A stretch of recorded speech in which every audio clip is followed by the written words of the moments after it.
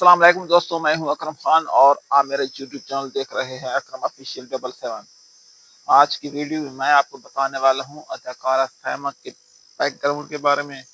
और मैं आपको बताऊंगा कि सैमा किस तरह फिल्मों में आई और फिर किस तरह इसका इश्क शान के साथ हुआ और फिर आखिरकार सैयद नूर के साथ इसकी शादी कैसे हुई। तो दोस्तों, जो मेरे चैनल पर नए हैं अपनी मोहब्बतों का सबूत दीजिए और मेरे चैनल को सब्सक्राइब कीजिए ताकि हर नई वीडियो आप तक पहुंच सके। तो दोस्तों, आपको बताते हैं कि अदाकारा सैमा का ताल्लुक पाकिस्तान के किस शहर से है और ये किस तरह फिल्मों में आई। तो दोस्तों, इसका जवाब ये है कि अदाकारा सैमा का ताल्लुक मुल्तान से है।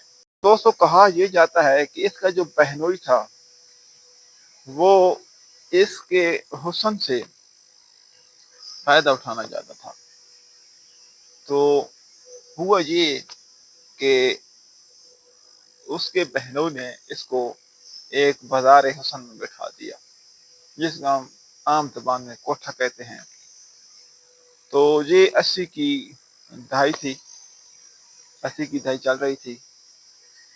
तो दोस्तों, ये एक हकीकत है, ये कोई ऐसी वैसी बात नहीं है। बाकायदा तौर पर रिसर्च की है, रिसर्च करने के बाद हमने ये वीडियो बनाई है। तो कहा यह जाता है कि सैमा के जो माँ बाप थे वो फौत हो गए थे और जब वो इंसान अकेला रह जाता है तो कुछ मजबूरियां इंसान को दर बदर ठोकरें खाने पर मजबूर कर देती हैं। तो अदाकारा सैमा अपनी बहन के घर में रहने पर मजबूर हो गई और इसका जो बहनोई था उसने इसके हुस्न से फायदा उठाना चाहा, क्योंकि ये बहुत ही खूबसूरत थी। क्योंकि इसका ताल्लुक एक पठान फैमिली से था। खूबसूरत आंखें, खूबसूरत बाल, खूबसूरत रंगत और खूबसूरत कद काठ।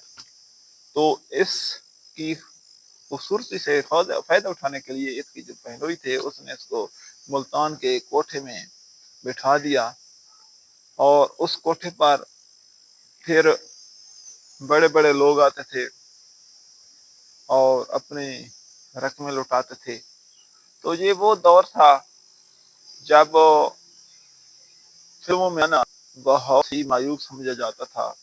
खास तौर पर एक शरीफ औरत के लिए फिल्मों में आना एक इंतहाई गंदा कदम समझा जाता था।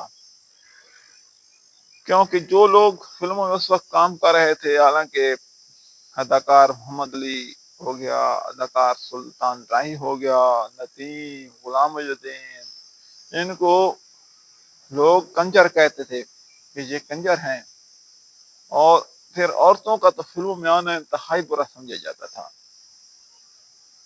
क्योंकि फिल्मों के अंदर लाजमी बात है, गाना होता है, मौसीकी होती है, नाच होती है।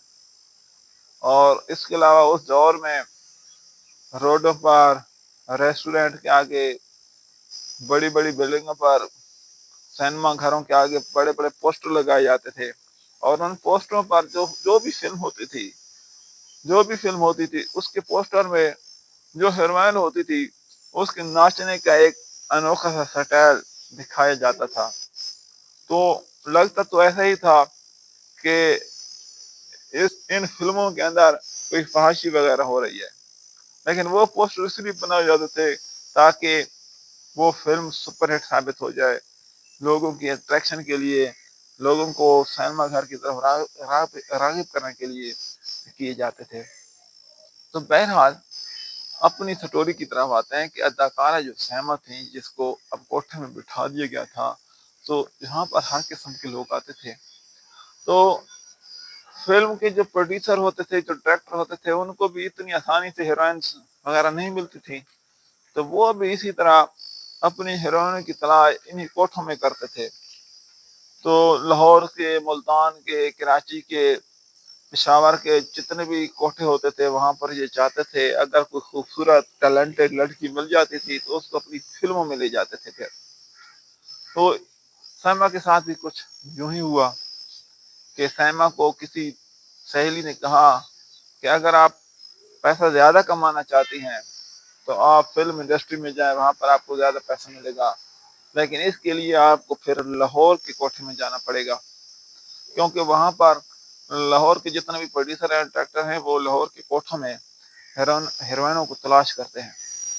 तो अदाकारा सैमा ने अपना सफ़र लाहौर की तरफ किया।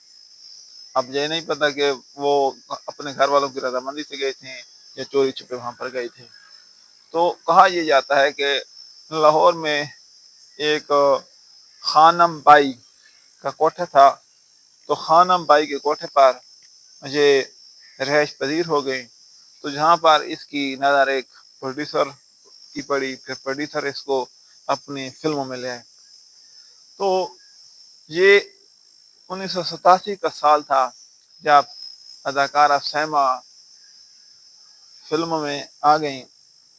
1987 में अदाकारा सैमा की पहली फिल्म रिलीज हुई और इसके बाद इसकी कामयाबियां फिर शुरू हो गई, अगले से अगला कामयाबी पर कामयाबी इसको मिलती ही मिलती गई। तो इसके बाद जब इसने 1987 में कदम रखा फिल्मों के अंदर, तो इसकी जो जोड़ी बनी वो सुल्तान राही के साथ बनी। तो सुल्तान राही के साथ इसकी जोड़ी इतनी कामयाब हो गई कि अदाकारा अंजुमन को भी इसने पीछे छोड़ दिया।